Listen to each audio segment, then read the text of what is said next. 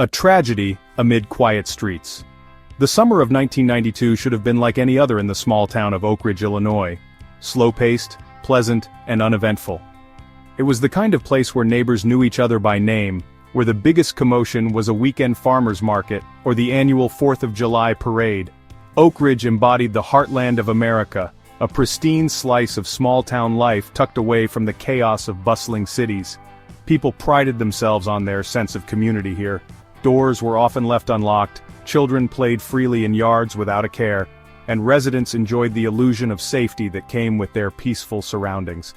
That's why Amanda Blake's murder hit the town like a thunderclap. She had been found lifeless in the office of Maple Realty, where she worked as a receptionist. Her brutal slaying not only shattered the serenity of this tight-knit town, but also exposed the vulnerabilities lurking under its postcard-perfect surface. Amanda was only 23, young and full of promise, yet her life was taken in the most horrifying way. A stark reminder that even the most tranquil corners of America are not immune to unspeakable violence. Her office, thought to be a fortress of safety, was transformed overnight into a chilling crime scene. How could such horror unfold in broad daylight, right in the heart of their peaceful town? The news swept through Oak Ridge like wildfire.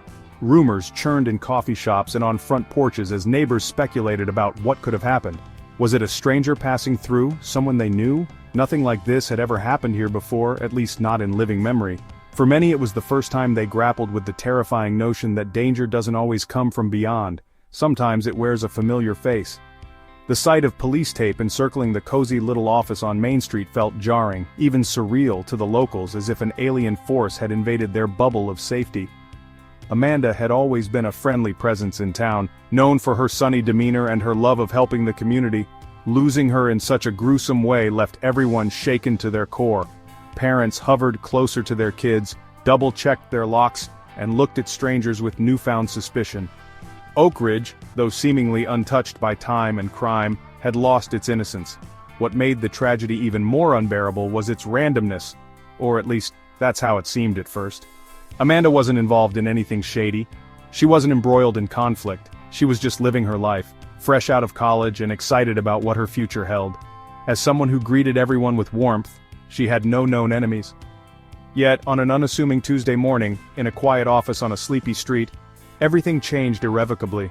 Someone had entered her sanctuary of work, ripped through the peaceful facade of Oak Ridge, and committed an act so heinous that it left its mark on every soul in town. One moment Amanda was typing up a property listing and answering calls. The next, every trace of her warmth and vitality had been stolen. Oak Ridge was not just mourning Amanda, it was mourning the loss of trust, the loss of safety. People questioned their own judgment, wondered if they had ever truly known their neighbors, and struggled to reconcile how anyone could commit such an act in their beautiful, serene home. Amanda's death would leave a wound in the heart of Oak Ridge that would take years to heal. If it could ever truly heal at all. The crime scene, a puzzle of cryptic clues. The crime scene inside Maple Realty in Oak Ridge, Illinois, defied expectations. Upon entering, the responding officers were struck by the eerie stillness of the office, a heavy silence that cloaked the air like a suffocating fog. Amanda Blake, the lively 23-year-old receptionist, was found sprawled on the floor, her life cruelly extinguished in what should have been a safe and innocuous workspace. Everything about the scene seemed both ordinary and deeply horrifyingly wrong. The room itself was largely untouched. The desks were tidy, chairs in place, and the coffee pot still sat half full as if Amanda had poured herself a cup that morning before beginning her shift. On the surface it appeared as though the cruel act was out of place in the normalcy of the setting, yet small, sinister details betrayed the peace. Her computer monitor, frozen on an email draft, stood as a haunting reminder of how her morning must have started. Nearby, a toppled chair and scattered papers hinted at a sudden, violent struggle. Amanda's body bore the grim hallmarks of her final moments. She had been strangled, the bruises around her neck dark and brutal, indicating the force and intent of her attacker. Her blouse was torn, her personal space and dignity violated, leaving unmistakable evidence of a sexual assault.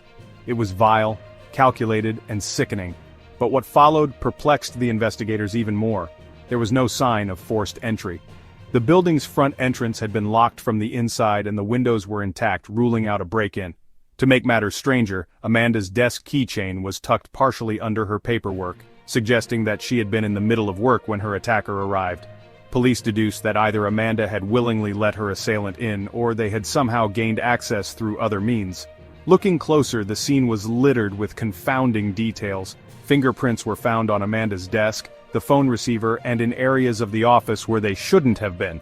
Yet none of these prints seemed to belong to anyone in the building's personnel database.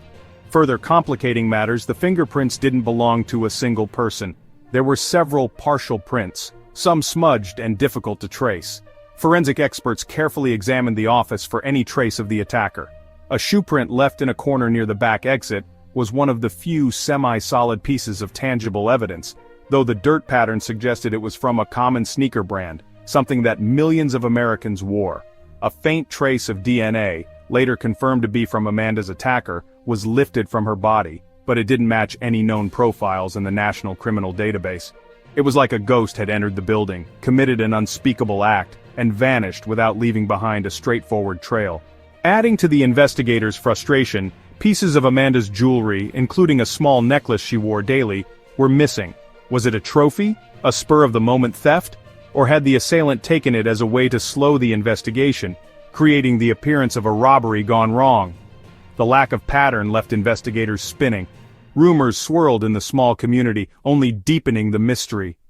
People whispered about whether the attacker might have been a local or someone passing through town. Amanda's friends and colleagues described seeing no one unusual or threatening that morning, though one co-worker thought she remembered a man loitering outside the building the previous week. His description was vague. A middle-aged man in a baseball cap wearing dark clothes. It wasn't much to go on, but it became a critical piece of their early suspicions. Adding another layer of unease, there was a cryptic element to Amanda's workspace. Police noticed her desk calendar had been crossed off through the previous day but stopped abruptly at the date of her death. Next to the unfinished diary note, a sticky note seemed to carry a hastily scribbled phrase, "He said he'd come back." The words sent chills down the detectives' spines but gave no immediate answers. Outside the building, local residents gathered, their faces pale with disbelief. Police cordoned off the small realty office with yellow caution tape, but neighbors peered through the barriers trying to spot clues. Screams might have been drowned out by the sound of traffic or fallen on deaf ears during that sleepy Tuesday morning. Was she targeted for a reason? Was the attacker still lurking in Oak Ridge, waiting for another moment to strike? The combination of seemingly random details left detectives puzzled. It was one of those crime scenes that felt both chaotic and meticulously planned, as if the killer had taken care not to leave too much behind, but had accidentally left just enough threads for investigators to tug on. The fingerprints, the shoe print, the DNA, all scattered fragments told the story of a predator who had somehow blended violence with cunning precision, leaving behind a riddle designed to test even the most seasoned investigators. As the forensics team packed up, dusting their brushes and bagging evidence, no one could ignore the gravity of what they had been called to investigate. There was a haunting sense that Oak Ridge had been invaded by something dark and unspeakable. An evil that disrupted the life of innocent Amanda Blake and left behind mysteries that demanded answers. Somewhere among the chaos of the crime scene, buried beneath the smudged prints and scattered clues, was the truth about who had committed the act and why, but finding it would be anything but straightforward. Who was Amanda Blake? Amanda Blake was the type of person people often describe as having the whole world ahead of her. At just 23 years old, her future seemed boundless, painted in shades of optimism and potential. Born and raised in Oak Ridge, Illinois, Amanda was the youngest daughter in a family of 4 children. Her parents, Leo and Diane Blake, owned a small cafe on Main Street, just a short walk from where Amanda would later work at Maple Realty. To everyone who knew her, Amanda was a bright, kind-hearted soul who had an extraordinary ability to bring joy into the lives of even the most cynical among them. Amanda had this way of making you feel like you were the only person in the room, her childhood friend Emily Carson later recalled. She listened, you know? Like, really listened. She wasn't just waiting for her turn to talk, she cared. Amanda was known for her radiant smile, her love of small-town traditions, and her uncanny knack for remembering people's birthdays, even those of passing acquaintances. She had an easy, approachable demeanor that endeared her to both neighbors and strangers alike. In a town as close-knit as Oak Ridge, where relationships were often inherited rather than built, Amanda was an anomaly. She connected with people on her own terms, always putting in the effort to know someone beyond a polite hello. After graduating from high school as valedictorian, Amanda briefly considered moving away for college.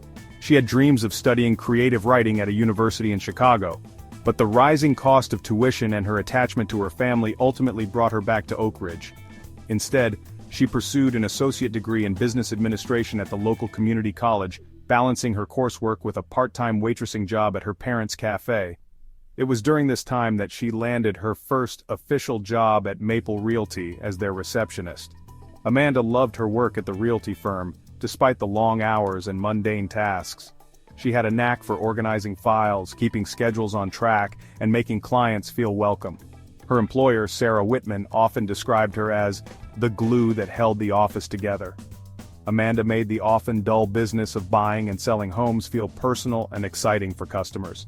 To her, the role wasn't just answering phones or typing up contracts. She thought of herself as part of people's journeys into new chapters of life. Their dreams of finding the perfect home or starting anew. That sense of purpose enriched her daily grind. She wanted to be more than just a receptionist, Sarah recalled. She was always asking questions, trying to learn about the business. She talked about getting her real estate license one day. Many who interacted with Amanda in the office would never have guessed that this young woman, always attentive and enthusiastic, was battling her own fears about whether she was truly on a path that aligned with her dreams. Outside of work, Amanda was active in her community. She volunteered at the Oak Ridge Animal Shelter, helped organize events at her church, and taught free literacy classes at the local library on weekends. She was a staunch believer in paying it forward and often quoted her mother's favorite saying, "Leave people and places better than you found them." To Amanda, Oak Ridge wasn't just her hometown, it was her responsibility to nurture, protect, and improve it. Amanda wasn't without her quirks. She loved bad Hallmark movies and had a guilty pleasure for eating cereal straight out of the box late at night. She kept a stack of notebooks filled with unfinished poems and short stories that, according to her best friend Danielle, she was too shy to show almost anyone. A major extrovert in public, Amanda had a quieter, more introspective side when she was alone. Those closest to her saw this balance as one of the many things that made her so authentic and relatable. Romantically, Amanda's history was relatively modest. She had recently gone through a rough breakup with Jack Everett, her boyfriend of 2 years. According to friends, Amanda had ended the relationship after realizing how controlling Jack had become.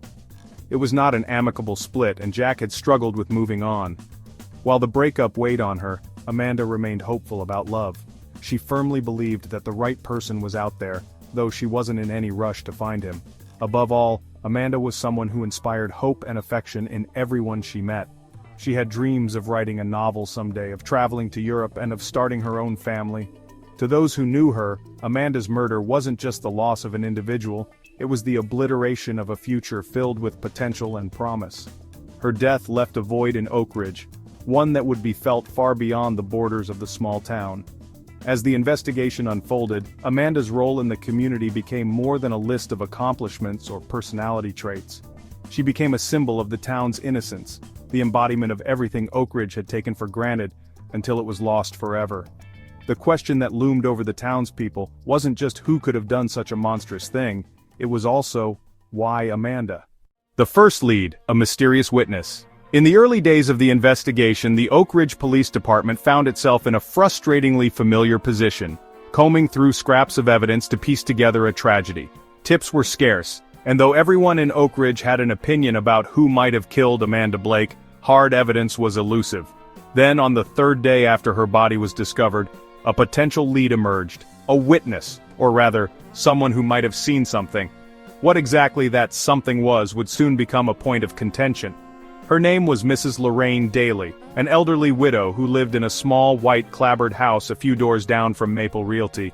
Mrs. Daly was known around town as a sweet but somewhat lonely woman whose favorite pastime was sitting on her porch in her rocking chair with her ginger tabby marmalade sprawled on her lap.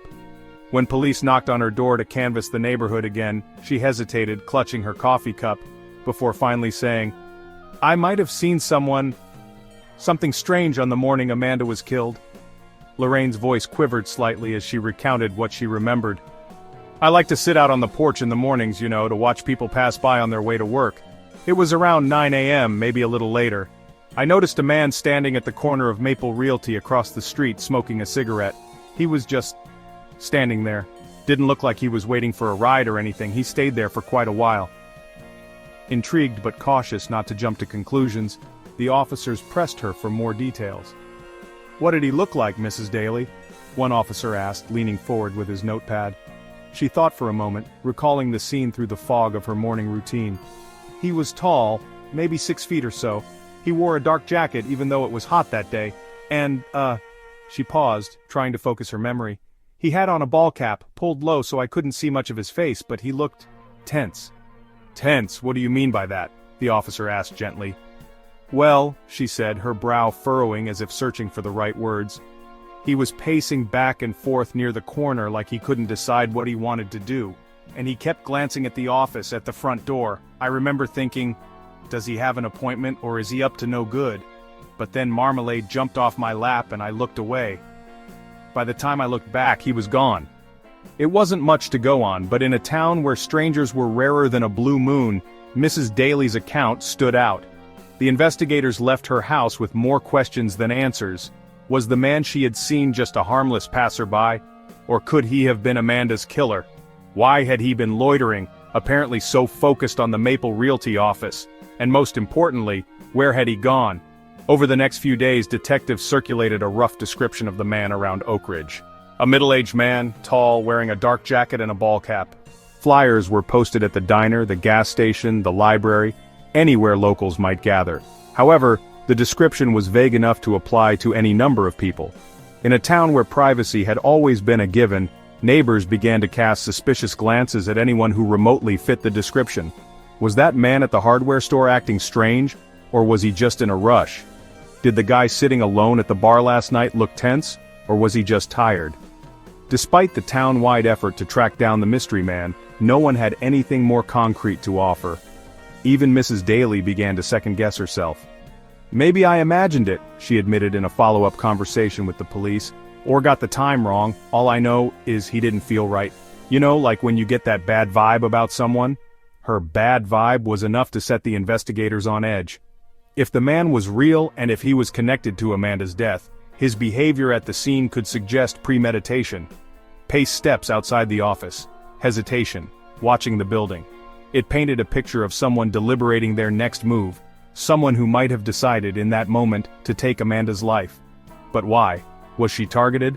Or was she merely a convenient victim, a tragic consequence of being in the wrong place at the wrong time? As officers dug deeper into this potential lead, they cross-referenced hospital records, hotel logs, cameras at nearby intersections, anything that could place a man matching Lorraine's description in the area. Surveillance footage from a gas station 2 blocks away revealed a person of similar build walking toward Maple Realty around 8:45 a.m. Unfortunately, the grainy footage wasn't clear enough to identify him. Still, it confirmed one crucial detail. Mrs. Daly's mysterious figure wasn't a figment of her imagination. He had been there. The effort to identify the man continued, but as the days wore on, the lack of meaningful progress began to chip away at the investigation's momentum. The lead, promising as it first seemed, was slipping away. For Mrs. Daly, the mystery man became the object of her restless thoughts. She obsessed over that fleeting moment when her focus had shifted to Marmalade. If only she'd watched him longer, if only she'd said something sooner. "Do you think I could have stopped it?" she asked one detective during their last visit. The detective hesitated and offered a kind smile. "You did the right thing, Mrs. Daly. Whatever his intentions were, this isn't on you." Still, the shadow of her sighting loomed large in the town's collective consciousness. The vague description of the man became a ghost story of sorts told in whispers, a symbol of the darkness that had crept into Oak Ridge. He was out there somewhere, a living reminder of the violence that had shattered their idyllic lives. And until he was found, or ruled irrelevant, the question lingered in the back of everyone's mind. Was he coming back? The suspects. As with any murder investigation, the search for the truth began by narrowing the list of potential suspects. In Oak Ridge, though, the task proved more difficult than one might expect. The town was small, tightly knit, and decidedly lacking in the lurking strangers or shady characters that typically populate crime dramas. This wasn't Chicago or New York, this was Oak Ridge, a place where it was hard to even avoid someone, much less hide from them.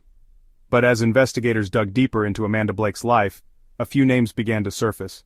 At the top of that list was Jack Everett, Amanda's ex-boyfriend. They had broken up just a month before her death, and the split had been far from amicable. Jack, a ruggedly handsome man in his late 20s, had dated Amanda for 2 years before things began to unravel. Friends described him as intense, pushing Amanda for more commitment even when she showed signs of wanting to take things slower. Over time, his attention shifted from romantic to controlling, and eventually, to outright jealousy. He would show up unannounced at her work or her parents' cafe, demanding to know who she was talking to or why she wasn't answering her phone quickly enough. The final straw, according to Amanda's best friend Danielle, came when Jack followed her home one evening and accused her of cheating, a claim Amanda furiously denied. She was scared of him, Danielle told detectives. She said he just wasn't letting go, even after she told him it was over. Jack became the de facto primary suspect. He had the motive, a toxic combination of heartbreak, frustration, and lingering resentment, and his history didn't help his case. A background check revealed that Jack had a prior domestic violence charge from 5 years earlier, involving an ex-girlfriend in another town. Though the charges had been dropped after mediation, it painted a troubling picture of a man who didn't handle rejection well. But questions remained. Could Jack have actually killed Amanda? As aggressive as he had been in the past, her friends found it hard to believe he would escalate to something so brutal. And while Jack's behavior in the weeks following their breakup was suspicious, he had reportedly called Amanda several times and even left a note on her car. There were no direct threats, nothing that screamed murder. Still, detectives couldn't ignore him. Jack was brought in for questioning 3 days after the murder. He arrived at the station with a defiant attitude, arms crossed, eyes narrowed as he demanded to know why he was a suspect. "I didn't do it," he said flatly when confronted about his volatile relationship with Amanda. "Yeah, we fought, but I loved her. Why would I hurt her?" When pressed about his whereabouts on the morning of the murder, Jack said he had been home, sleeping off a hangover after a late night drinking with friends. The alibi wasn't airtight, but it wasn't a complete vacuum either. 2 of his friends confirmed they had been out drinking with him until at least 3 a.m. Still, when detectives asked for his fingerprints and DNA, Jack's initial bravado chipped away. He faltered, asking, "You really think I'd hurt her?" His fingerprints were subsequently taken, and though they matched some partial prints found on a surface at Maple Realty, they weren't in incriminating positions. Jack often visited Amanda's office during their relationship, explaining their presence as circumstantial.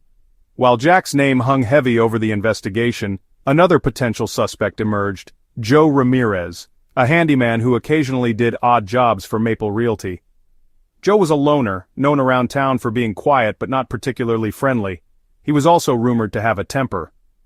2 years earlier, Joe had been fired from another local business for clashing with a coworker, an argument that reportedly ended with Joe smashing a coffee mug against the wall. Amanda's coworkers couldn't recall any specific conflicts between her and Joe, but some hinted that he had shown an unusual amount of interest in her. "He was always at the office fixing something," one colleague noted, "and he'd linger a bit too long near Amanda's desk. She mentioned once that he gave her the creeps, but she said she didn't want to make a big deal out of it." Joe became a person of interest when detectives learned he'd been scheduled to perform maintenance on the air conditioning unit at Maple Realty just days before the murder. When questioned, he insisted the job had been rescheduled and that he hadn't been near the office that week, but his vague answers, combined with his uneasy demeanor, raised suspicions. Shifting focus, investigators also scrutinized a lesser-known figure, a drifter named Paul Cunningham. Paul had been spotted around Oak Ridge several times in the weeks leading up to Amanda's death, often seen walking along the outskirts of town carrying a tattered backpack. Locals described him as harmless, though more than one person admitted to avoiding him. With unkempt hair, a scruffy beard, and weathered clothes, Paul stood out in a town where appearances were generally tidy. On the day of Amanda's murder, a gas station clerk reported seeing Paul near the Realty office, mumbling to himself as he bought a soda. Detectives tracked Paul down at a nearby rest stop. During an initial interview, he appeared disoriented, offering rambling, contradictory answers about where he'd been that morning. He denied knowing Amanda, but officers couldn't shake the feeling that there was more to his story. However, when his DNA was compared to the faint evidence recovered at the scene, no match was found. Paul was eventually released, though whispers about him lingered in Oak Ridge long after the investigators moved on.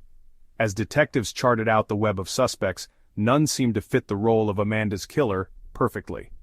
For every potential motive, there was a lack of opportunity. For every suspicious behavior, there was the looming possibility of coincidence.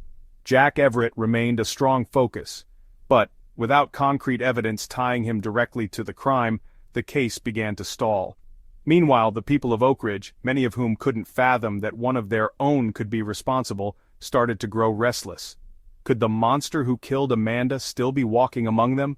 It was a question that no one wanted to answer. And yet, with every day that passed, the lines between the innocent and the guilty grew blurrier. Jack's testimony and lingering doubts. When it came to the investigation of Amanda Blake's murder, no name loomed larger in the initial stages than Jack Everett, the ex-boyfriend. For anyone who knew Amanda, it was impossible to ignore the narrative. A messy breakup, unresolved emotions, and a history of controlling behavior. It painted a picture that felt all too familiar in stories of violence against women. Investigators, aware of just how common that pattern could be, couldn't afford to overlook him. Jack wasn't just a suspect, he was the suspect. But was it as clear-cut as it seemed? From the moment Jack entered the police station for questioning, his presence was striking. Dressed in a wrinkled flannel shirt and jeans, his face bore the faint shadow of stubble that hinted at sleepless nights. His body language was combative, arms crossed tightly over his chest, lips drawn into a thin line, and his piercing eyes scanning the room as if daring anyone to accuse him outright. "You brought me in because of Amanda," Jack said flatly the moment he sat down across from the detectives. There was no attempt to dance around the obvious. "Look, I know how this works. Ex-boyfriend, some arguments, I get it, but I didn't touch her." Detective Paul Gray, a veteran investigator with a calm, measured demeanor, leaned forward slightly. "We're just trying to get a clearer picture, Jack. The kind of relationship you had with Amanda, the events leading up to her death, those things might help us figure out who really did this." Jack's jaw tightened as he exhaled slowly. "What do you want me to say? Yeah, Amanda and I fought sometimes, but show me a couple who doesn't." His voice grew sharper. "She was everything to me, okay? I didn't even want the breakup." That statement wasn't a revelation to anyone in the room. According to Amanda's friends, Jack had been reluctant, almost desperate not to let go when their relationship ended.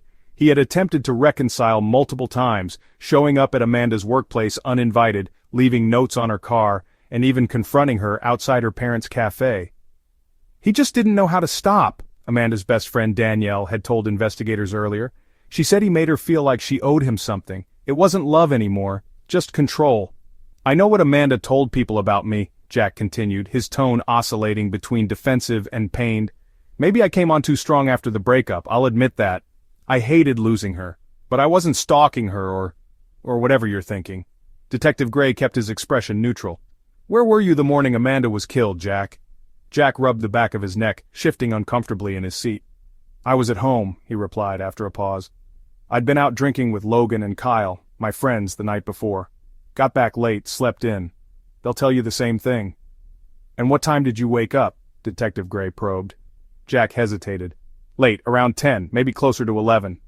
"Can anyone confirm that?" Gray asked, his pen poised to scribble in his notebook. "No," Jack admitted with a slight edge to his voice. "I live alone." The detectives exchanged a glance. His answers weren't doing him any favors. Jack's timeline left a glaring window during which he could have been at Maple Realty, where Amanda was killed sometime between 8:30 and 9 a.m. The fact that both of his drinking buddies confirmed they had been out with him until almost 3 a.m. provided some cover, but it didn't rule him out, especially when the early morning hours were unaccounted for. When the conversation shifted to his behavior after the breakup, Jack's confidence visibly faltered. The detectives confronted him with reports of his erratic appearances at Amanda's workplace and the note he had left on her car just days before her death. The note itself, retrieved by Amanda's best friend, was a short but unsettling message scrawled in Jack's distinct handwriting. "You can't get rid of me that easily." "What did you mean by that?" Detective Gray asked, sliding the note across the table toward Jack. Jack's hands curled into fists on the table, but he maintained his composure. "It's not what you think. I didn't want her to think we couldn't talk things through, that's all it was. I'd been drinking when I wrote it, okay? I wasn't trying to scare her." "She told her friends you scared her," Gray countered calmly. "What do you think we're supposed to take from that?" Visibly agitated now, Jack sat back in his chair, his face a mixture of frustration and anguish. "Amanda knew I'd never hurt her," he said through clenched teeth. "Whatever she told other people, she knew me, the real me. I didn't lay a hand on her. Ever." The detective's next move was to request Jack's fingerprints and a DNA sample for comparison against evidence collected from the crime scene. Jack hesitated for a moment, his bravado cracking, before finally muttering, "Fine, take them, I've got nothing to hide." As it would turn out, his fingerprints matched partial prints found on Amanda's desk at Maple Realty, but it was hardly damning evidence. Jack had been a regular visitor to the office during their relationship. Nothing tied him directly to Amanda on the day of the murder. As for the DNA samples, they awaited processing, giving investigators little to work with in the interim. Despite his insistence on innocence, doubt clung to Jack like a shadow. In a town like Oak Ridge, Jack's previous outbursts, his inability to let Amanda go, and his volatile reactions to rejection, painted him as suspect number one in the eyes of many residents. Local gossip only further fanned the flames. Some said they had seen Jack parked outside Amanda's office weeks before her death, watching her through the windows. Others whispered that Amanda had confided in a mutual friend, saying, "I think Jack's capable of anything if he's angry enough." But was Jack really capable of taking Amanda's life? While certain puzzle pieces seemed to fit together, there remained a missing link, one that detectives were increasingly desperate to find. His alibi, though shaky, wasn't impossible. His lingering affection for Amanda might have been obsessive, but was it violent? Without a solid connection between Jack and the details of the crime scene, they couldn't definitively pin the blame on him. Even so, as Jack walked out of the station after hours of questioning, he left behind an atmosphere thick with unresolved tension. To the detectives, he was still very much in play as a suspect. To the townsfolk, he was already guilty in their minds, and for Jack himself, the fear of spending the rest of his life under suspicion seemed to gnaw at him. "I didn't kill her," he whispered to Gray before leaving. "You have to believe me." But belief wouldn't clear Jack's name. Only evidence, or the lack thereof, could. And until that evidence emerged, Jack would remain under a cloud of uncertainty, his name synonymous with doubt in the mystery that had upended Oak Ridge. The case goes cold. The days in Oak Ridge passed slowly as summer edged closer to fall, and with every ticking moment the chilling reality sank deeper into the community. The killer of Amanda Blake was still walking free. What had started as an energetic investigation brimming with hope was now grinding to a weary stalemate. Despite hours of interrogation, piles of reports and countless forensic tests, law enforcement was nowhere closer to finding justice for Amanda. For every avenue pursued, it seemed to lead to another dead end, leaving not only the detectives frustrated, but the entire town stuck in a mire of suspicion, fear, and apprehension. Detective Paul Gray, lead investigator on the case, was known for his level-headed, methodical approach, just what you'd expect from a professional who'd been in the business for over 2 decades. But even he seemed visibly affected during his rare appearances in public. Where he'd once been optimistic in his briefings to Amanda's family and Oak Ridge residents, he now carried the weight of letting them down. "We still have leads we're following," Gray told a crowd of reporters, though the nervous tightening of his lips said otherwise. "We're not giving up, not on Amanda." Behind closed doors at the station, the chatter was far more somber.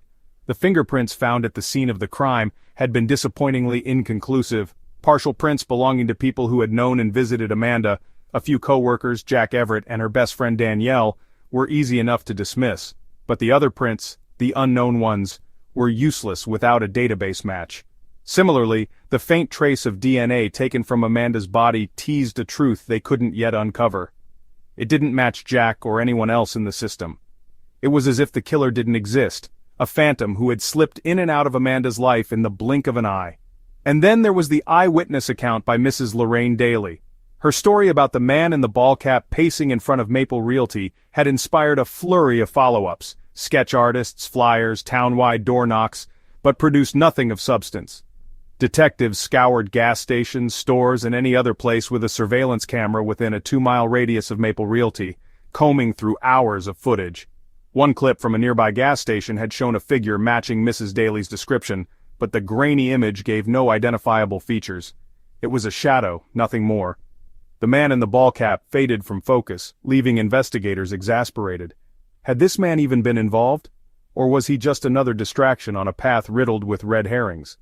The pressure wasn't just coming from frustrated police. Amanda's family found themselves grappling with the unbearable pain of justice put on pause.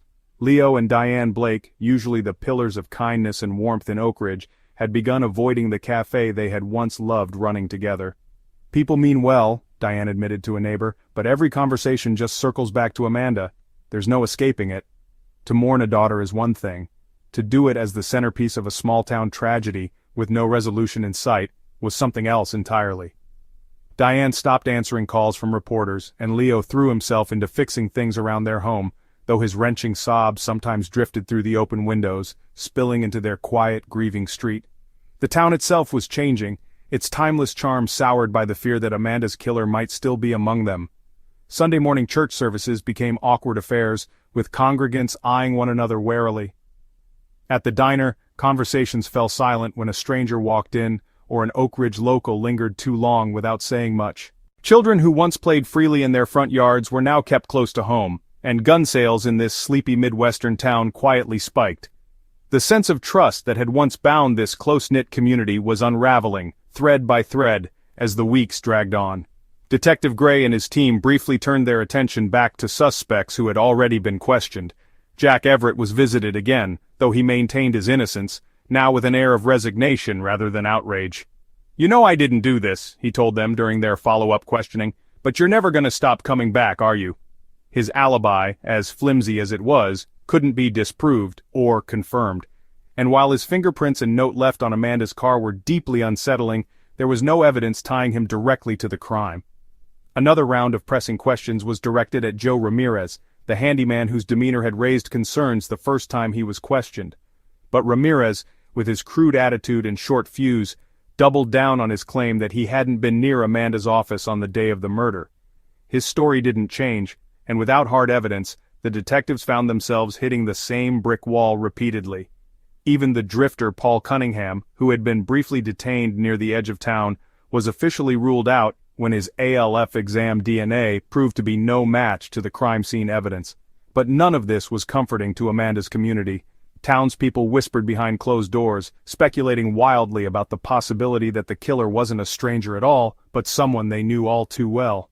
Intentional or not, an exhausted local newspaper editor wrote in an editorial, "This silence is damning." The column went on to call for more transparency from law enforcement. Another letter to the editor called out specific names, suggesting that the Oak Ridge police should revisit certain details of Amanda Blake's former relationships. The unspoken tension was palpable. If the killer wasn't caught, how long could Oak Ridge survive under the shadow of suspicion? Among the residents, paranoia grew. Each suspect, or even just those with ties to Amanda, became targets of murmured accusations. There was Jack Everett's temper, yes, but also stories about how Joe Ramirez loitered inappropriately, or Cunningham's unsettling presence along town sidewalks. Slowly, these personal judgments became more important to many Oak Ridge residents than the police case itself. Without answers, the public had begun crafting their own, and so the weeks of chasing leads turned into months of inaction, and the term cold case began to creep into the minds of even the most hopeful among law enforcement. Detective Gray, sitting alone at his desk one dreary evening, studied the case files spread before him for the 100th time. Every detail, Amanda's neat desk calendar, the missing pieces of jewelry, the grainy gas station footage, screamed for resolution, yet none of it tied together in the way he needed. In one heartbreaking moment of reflection, Gray leaned back and exhaled deeply. "This isn't supposed to happen here," he muttered to himself. "Not here, not Amanda." What had been a confident investigation had turned into a haunting reminder of just how elusive justice could be. Amanda Blake was no longer simply a victim. She'd become a symbol of everything that Oak Ridge had lost, a sense of safety, innocence, and trust. And with no new evidence and no arrests, her case crept closer and closer towards becoming something no one had the courage to admit. Unsolved. The smallest detail changes everything. Months after Amanda Blake's murder, when Oak Ridge had adjusted to the uneasy routine of living under a shadow, something unexpected happened. Among the files and evidence that had begun gathering literal and figurative dust, one small yet overlooked detail emerged. A detail that would set the stagnant case back in motion. A single strand of hair. The hair, collected from Amanda's body during the initial forensic examination, had been logged as part of the evidence collected from the scene. At the time, detectives had focused their attention on fingerprints, DNA swabs, and more immediately noticeable signs of the killer, dismissing the hair as just another stray piece of evidence. Amanda often interacted with coworkers, shook hands with clients, and had her share of customers passing through the real estate office. The hair seemed unimportant, a possible remnant of casual contact from someone innocent. But that indifference changed after orders came down to re-examine all physical evidence using more advanced techniques. It was the early 1990s, and while the science of DNA forensics was still relatively young, advancements were emerging. The FBI had begun promoting better hair analysis technologies, capable of narrowing down DNA profiles from tiny samples. It was a process that Oak Ridge law enforcement almost didn't bother pursuing. Hair wasn't easy to analyze back then, and the resources required to extract a viable DNA profile were expensive. However, Detective Gray had nothing to lose. With no active leads and mounting pressure from Amanda's grieving family, he made the decision. Send the hair sample to one of the newly modernized federal labs specializing in forensic DNA extraction. We all thought it was a waste of time, one officer later admitted. Detective Gray just kept saying, if it's what brings us closure, if there's even a chance, it's worth it. And, well, he was right. Weeks later, a report came back. The hair wasn't Amanda's. That in itself wasn't a huge surprise. Amanda worked in close proximity to people every day, but unlike the fingerprints or rush tests from earlier breaches of evidence, the analysis this time was painstakingly thorough. The strand of hair revealed a complete DNA sequence, one that didn't match Amanda or anyone known in her life. A male profile had been identified. This was critical. Detective Gray called an emergency meeting with his team the moment he had the results in hand. "This isn't just another loose end," he said, his eyes heavy with determination. "This could be our guy, someone who shouldn't have been there." Excitement buzzed through the small Oak Ridge department. The hair sample gave officers a slim but substantial sense of hope. They immediately rerouted the DNA profile into a nationwide database for cross-checking, something that hadn't even been available in earlier stages of the case. It was a gamble. What were the odds that the killer's DNA, or any identifiable match, would already exist somewhere in federal or state criminal systems? Days stretched into yet another agonizing week of silence, the wait for lab results compounding the stress the department was already under, and yet, in those moments of frustration, there was an undeniable anticipation in the air. If the DNA matched a person already known to law enforcement, it could be the breakthrough they desperately needed. More importantly, it would reveal if Amanda had been targeted by someone familiar, or preyed upon by a stranger passing through Oak Ridge. When the news finally arrived, it came in the form of a phone call to Detective Gray late one afternoon in the department's almost eerily quiet office. Flipping through old case reports at his desk, Gray leaned forward when the lab's director's voice on the other end of the line used the phrase, "We found something." "Are you certain?" Gray asked, gripping the receiver tighter against his ear, adrenaline coursing through him. The voice on the other end confirmed it with resolute clarity. The DNA from the hair matched a profile in the system. The match wasn't local, nor was it from anyone Oak Ridge officers had interviewed. Instead, it was tied to a man who had been arrested in another state several years earlier for violent sexual assault. His name was James "Jimmy" Dalton, a repeat offender with a history of predatory behavior, including targeting women who worked in isolated public-facing jobs. Shock swept through the office as Gray gathered his team to explain what they'd just uncovered. James Dalton wasn't a name anyone in Oak Ridge recognized. He wasn't from Illinois. Further inquiries revealed that Dalton had escaped custody during a transfer from one correctional facility to another 2 years before Amanda's murder. Since then, his whereabouts had been largely unknown, with rumored sightings scattered across several states but no confirmed captures. And now, it became chillingly clear. Dalton had passed through Oak Ridge. The connection between Dalton and Amanda's murder began to crystallize before Gray's eyes. Dalton's history of targeting vulnerable women fit the timeline and method of the crime. His ability to stay hidden, moving from town to town, made sense of how someone could disappear so cleanly after committing such a heinous act. But above all, it was his DNA on that hair strand, a physical presence in Amanda's space, that tied him to the crime with a certainty no alibi could refute. It wasn't long before other details, seemingly insignificant before, came into sharper focus. Residents of Oak Ridge, now confronted with Dalton's mugshot, began mentioning peculiar encounters with a vagabond drifter who had acted strangely near the time of Amanda's death.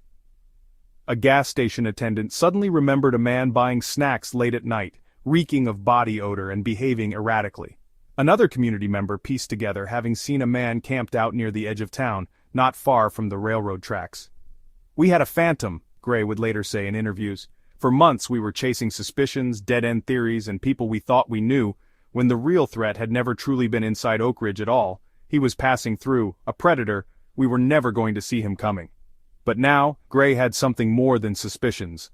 Armed with Dalton's DNA match, his criminal history, and his long-standing fugitive status, Oak Ridge law enforcement alerted federal marshals.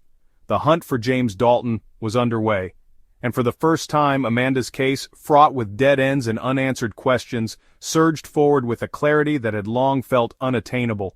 To the investigators, that single strand of hair, a detail so small it had nearly been dismissed, held the power to change everything. Not only had it given Amanda Blake her first chance at justice, but it also reminded everyone involved just how crucial the smallest details can be in the pursuit of truth. The truth uncovered. After months of relentless investigation and countless sleepless nights, the truth about Amanda Blake's murder finally began to emerge.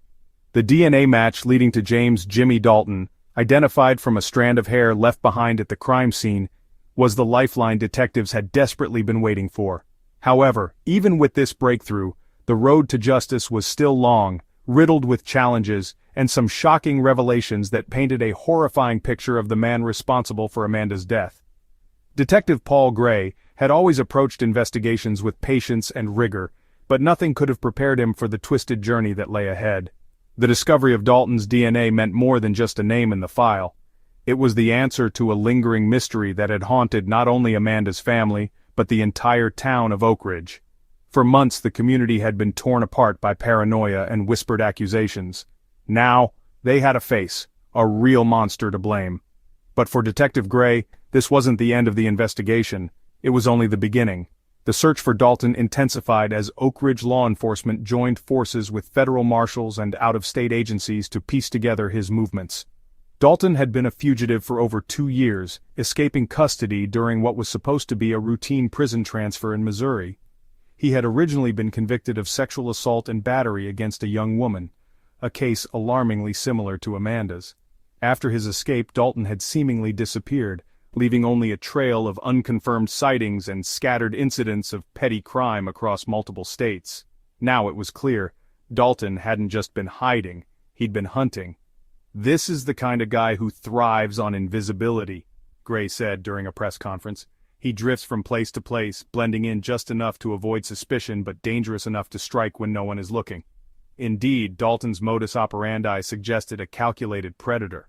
Amanda Blake, investigators believed, wasn't a random target. Dalton had likely been scouting the area and watching her for days, maybe even weeks before making his move. She fit the profile of his prior victims, a young woman, working alone in an accessible public-facing job. The Maple Realty office, tucked away on a quiet street, offered Dalton the perfect opportunity to corner his victim with little chance of interruption. The picture of what happened that fateful morning in Amanda's office was finally beginning to take shape, though the details were nothing short of horrifying. Dalton had entered Maple Realty sometime between 8:30 and 9 a.m., most likely pretending to be a potential client. Amanda, always kind and accommodating, had let her guard down, completely unaware of the predator she had just welcomed inside. Investigators believed that Dalton had attacked her quickly, overpowering her as she tried to fight him off. The bruises around her neck and the overturned furniture told the story of a violent struggle, but ultimately, Dalton's sheer force had prevailed. What made the case even more chilling was Dalton's unrepentant nature, which investigators uncovered as they dug deeper into his past. When Dalton was finally apprehended weeks later at a rundown motel in Arkansas, his arrest was anything but peaceful. A federal task force had tracked him there after a tip-off from a local resident who recognized him from his mugshot circulated in the media. Dalton tried to flee out a bathroom window but was ultimately tackled and subdued by officers. Even in handcuffs, his demeanor was cold, his eyes empty as he was led to the squad car.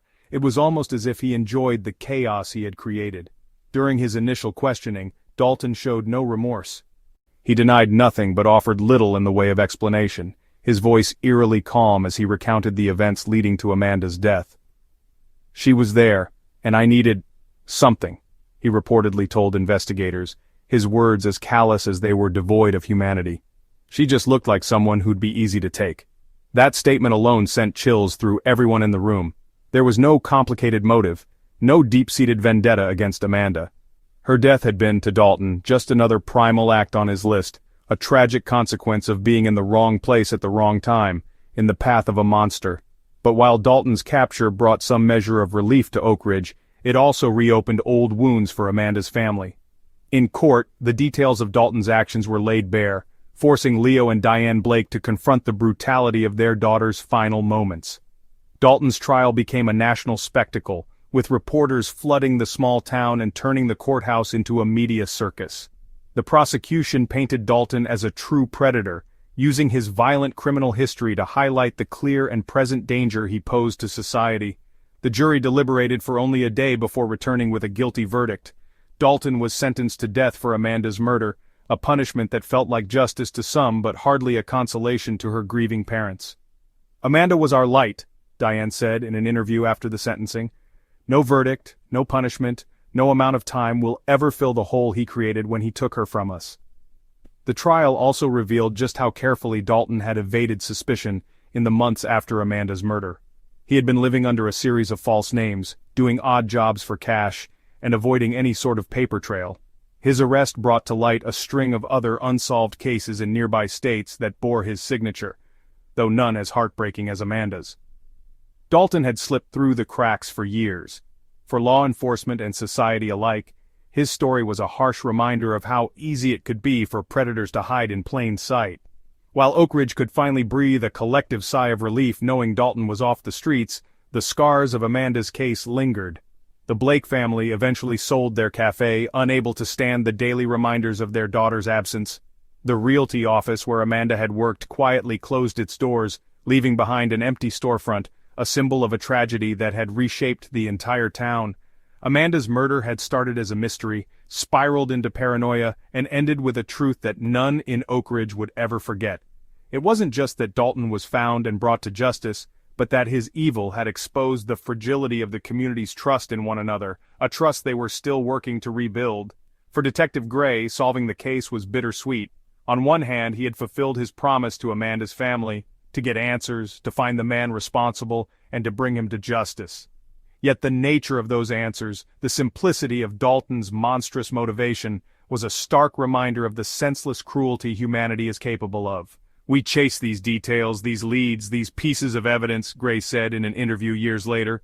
"But when you strip it all away, when you get to the heart of it, it's so strikingly clear. Amanda deserved so much more. She deserved to live her life, to write her stories, to grow old. And for what? Some drifter passing through town with no soul and nothing to lose decided to take that from her." The truth, as necessary as it was, offered no comfort. But it did offer clarity, and for a town that had spent months living in fear and suspicion, maybe that was enough. The cold confession. When James Dalton finally sat across from investigators in a sterile, fluorescent-lit interrogation room, no one knew exactly what to expect. Would he deny everything, claim innocence, or would he toy with the detectives like so many seasoned criminals do, offering vague hints but nothing concrete? What came out of his mouth, however, was more horrifying than anyone could have imagined. It wasn't the denial of a desperate man or the remorse of someone reckoning with their conscience. It was a chilling, matter-of-fact recounting of pure evil. Dalton sat there, unshackled but flanked by two heavily armed officers. Even without restraints, his defeated demeanor gave away the truth. He knew the game was over. Yet he didn't come off as panicked or regretful. In fact, his lack of emotion was what made everything he said so unnerving. Detective Paul Gray, now the face of Amanda Blake's investigation, led the charge.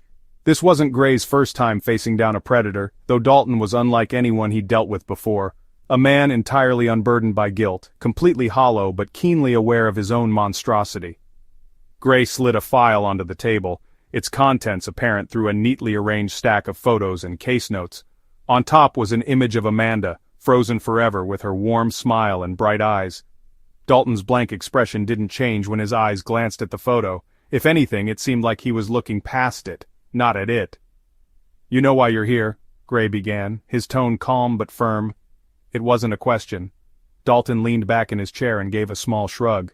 "You got me," he said simply, his lips curling faintly in what could barely be called a smile.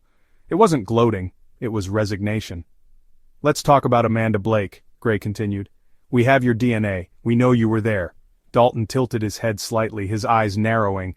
He didn't deny it. Instead, he let the silence hang in the room for a moment before speaking. "What do you want to know?"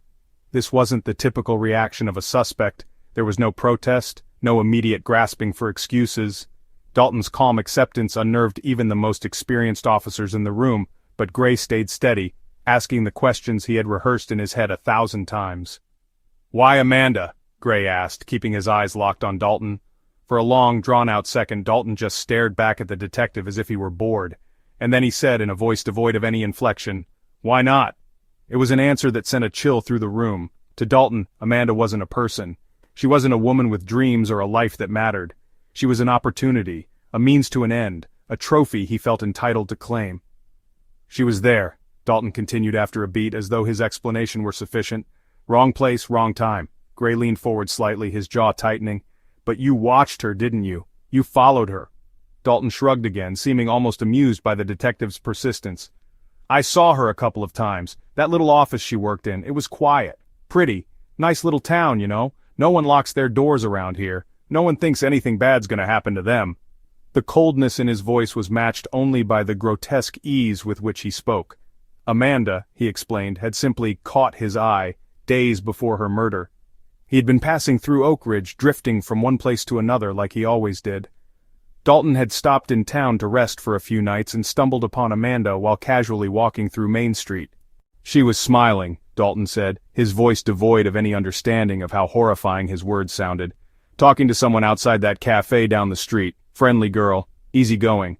I just noticed her." "Noticed her?" Gray repeated, his tone sharp. "What does that mean, Dalton?" Dalton gave a small laugh, low and unsettling. "Means I liked the way she looked. Nice smile, pretty face, easy target." The words hung in the air like smoke, suffocating everyone in the room. Dalton didn't flinch, didn't blink, didn't seem remotely concerned by the weight of his confession. To him, Amanda wasn't even a person.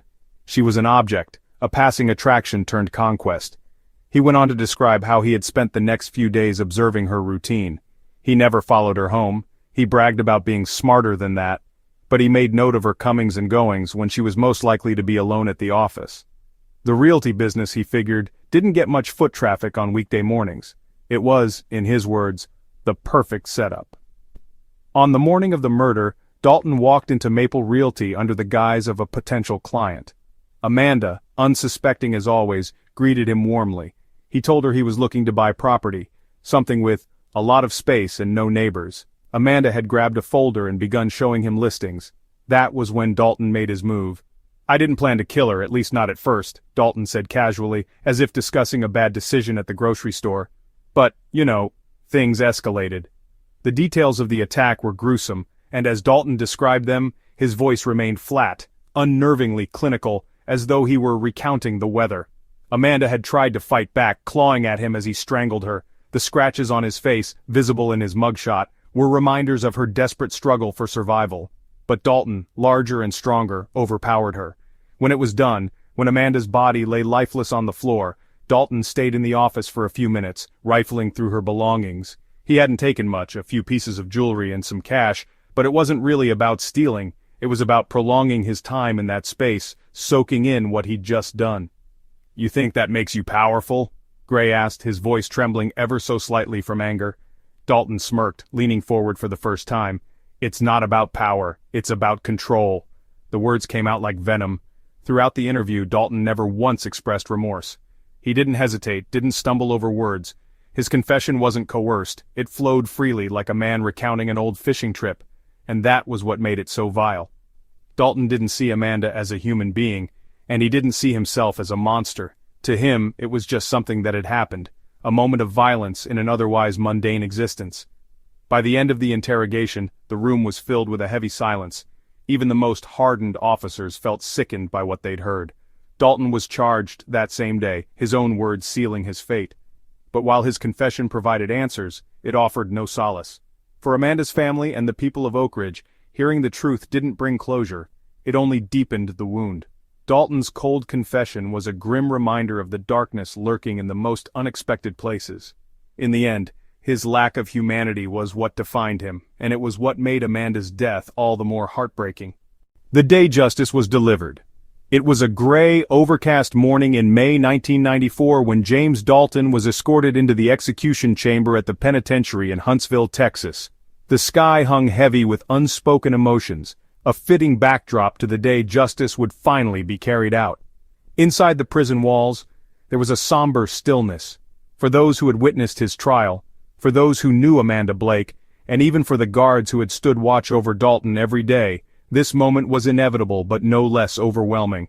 For nearly a year, Dalton sat on death row following his conviction. Appeals had been filed and swiftly rejected, his crimes too heinous to merit reconsideration. Amanda's family had attended nearly every hearing, steadfast in their belief that he deserved the ultimate punishment for the horror he had inflicted. For them, this wasn't about vengeance. This was about closure, about creating some semblance of finality in the face of a pain so profound, it often left them hollow. Leo and Diane Blake had driven down from Illinois just a few days earlier, accompanied by their 2 surviving children. Over the course of those few days they avoided reporters and kept to themselves, grieving privately in a small motel not far from the prison. This wasn't a victory for them. Their daughter was still gone, her laughter silenced, her dreams forever unfulfilled. But they had come because they needed to see that Dalton would never harm another person again.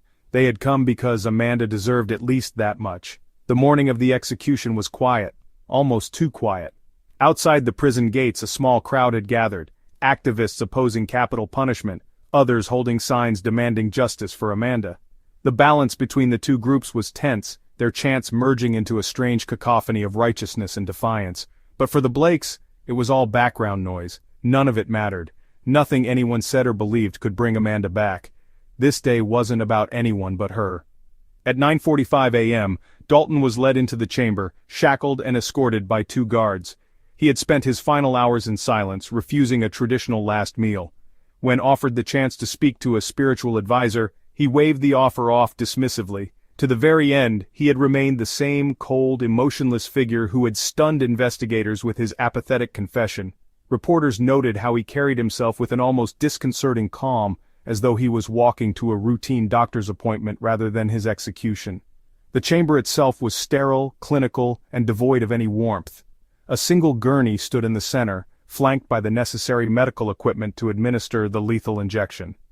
Dalton lay down without resistance, his eyes scanning the room, briefly meeting those of the witnesses seated behind the glass panel.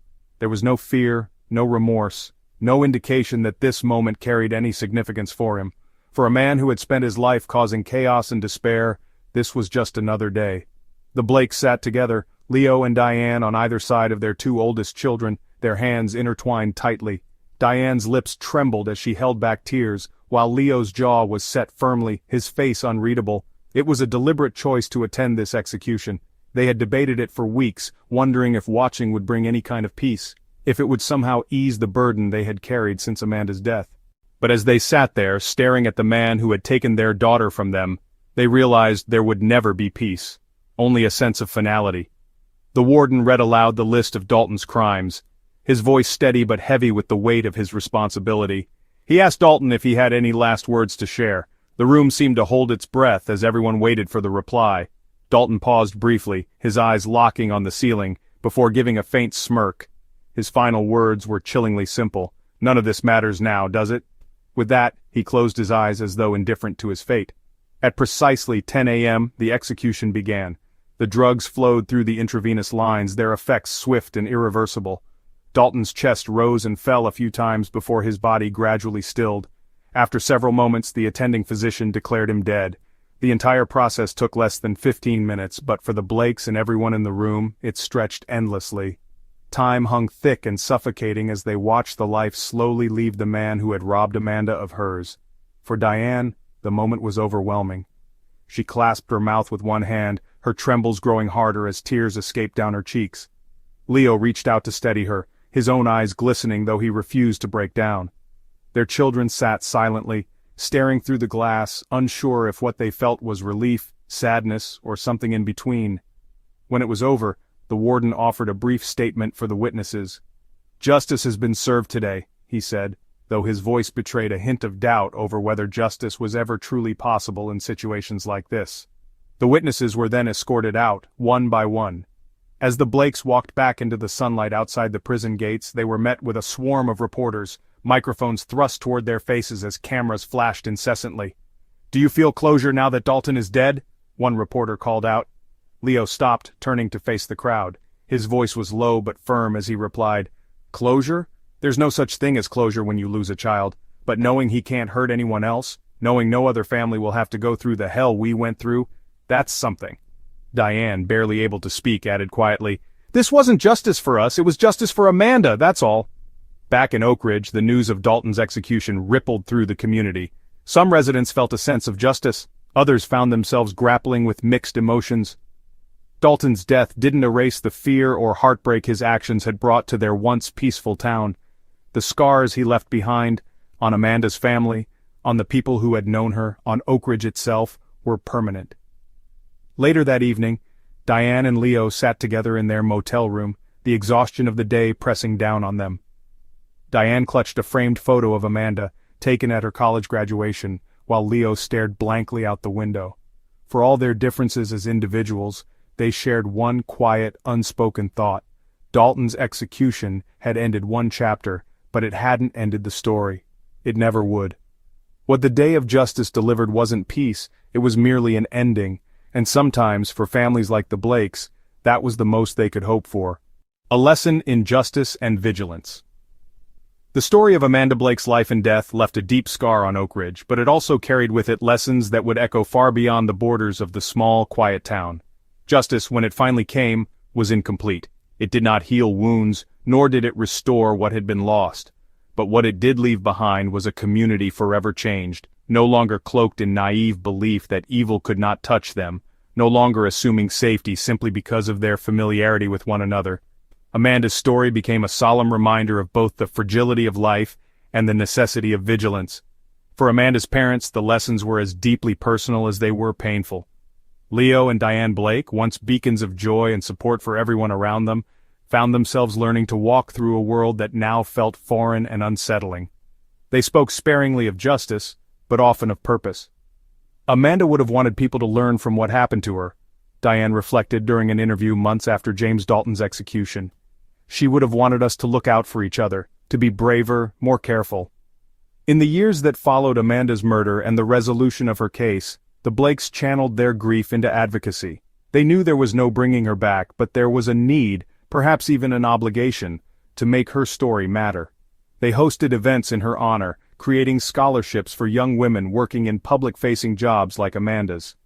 "They're so vulnerable," Diane said, echoing words she had spoken at Dalton's sentencing. "All it takes is one moment, one person slipping through the cracks, and your whole world can change." One of the biggest lessons from Amanda's case was the critical role of seemingly insignificant details. Detective Paul Gray never stopped talking about the strand of hair that broke open the investigation. It was, in his words, the smallest thread that held the greatest weight. Amanda's murder became widely studied in law enforcement circles as an example of how no piece of evidence should ever be dismissed outright. "Every detail matters," Gray remarked during a law enforcement conference years later. "It's easy to overlook something in the shuffle of a chaotic investigation, but Amanda's case taught us to work harder, to dig deeper, to not leave any question unanswered. It wasn't about solving a crime, it was about giving someone's life the dignity of truth." The detectives who worked on the case continued to use Amanda's story as a training tool for criminal justice students and young officers. Gray often reminded his audience that justice isn't handed to anyone on a silver platter, it's pieced together painstakingly, through dedication and sometimes sheer determination not to let go. For the Oak Ridge Police Department, Amanda's murder became a defining moment, a case that reshaped how they approached investigations, how they communicated with the public, and how they identified potential dangers in their peaceful town. For the people of Oak Ridge, Amanda's story became a collective moral anchor. A close-knit community where most people left their doors unlocked was suddenly faced with the sobering reality that true safety in the modern age requires more than trust and tradition. Town meetings, once focused on local zoning ordinances and small-town squabbles, turned into forums for safety education and community awareness. After the trial, Oak Ridge invited self-defense instructors, security experts, and even trauma counselors to speak at public gatherings. Families started rethinking old habits, teaching their children and themselves to be more cautious and aware of their surroundings. "We shouldn't have waited for something like this to happen," said one resident who had grown up alongside Amanda and knew her family well. "But Oak Ridge isn't the same as it was before Amanda's death. And in some strange way, I think that's a good thing. We grew up thinking bad things didn't happen here. We were wrong. We can't just lock the doors now, we need to look out for each other. Amanda's name became synonymous with a kind of vigilance that was new to Oak Ridge. Streetlights were installed on roads that had once gone dark after sunset. A buddy system was established among neighbors for early morning joggers and late-night dog walkers. Schools launched programs teaching children about stranger danger, a concept the tight-knit community had previously believed to be irrelevant in a place where everyone knew each other.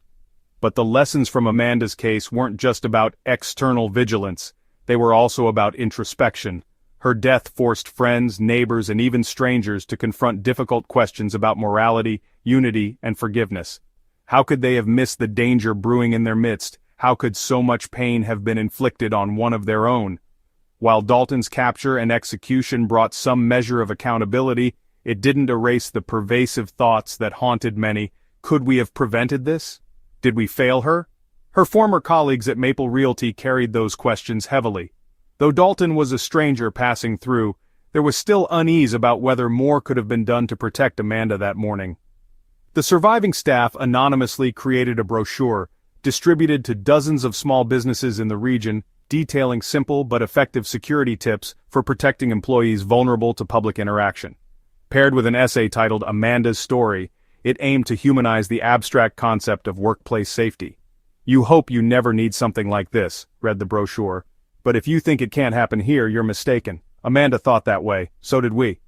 The lessons weren't just limited to Oak Ridge. News of Amanda's case spread nationally, a stark illustration of the dangers lurking in unexpected places. Forensic scientists and criminologists alike highlighted how Amanda's case underscored the critical role of advancing DNA technology.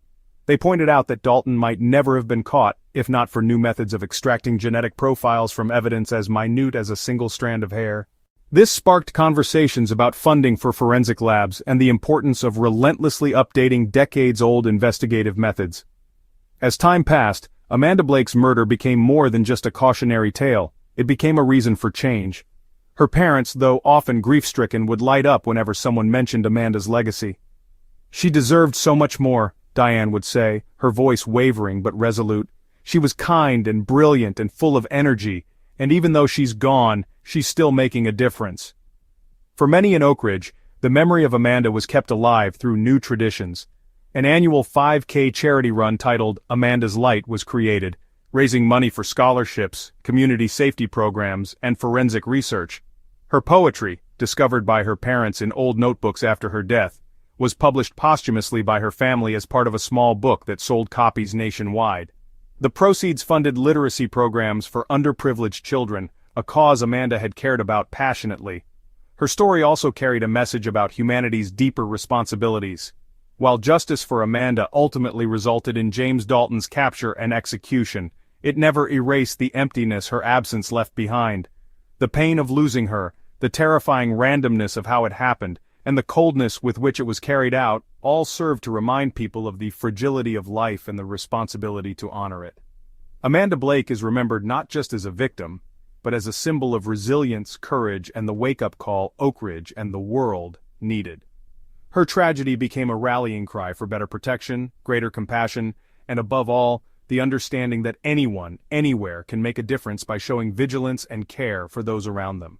As Diane Blake once put it best, "Amanda would have loved knowing people came together because of her. That's who she was, and that's who she'll always be."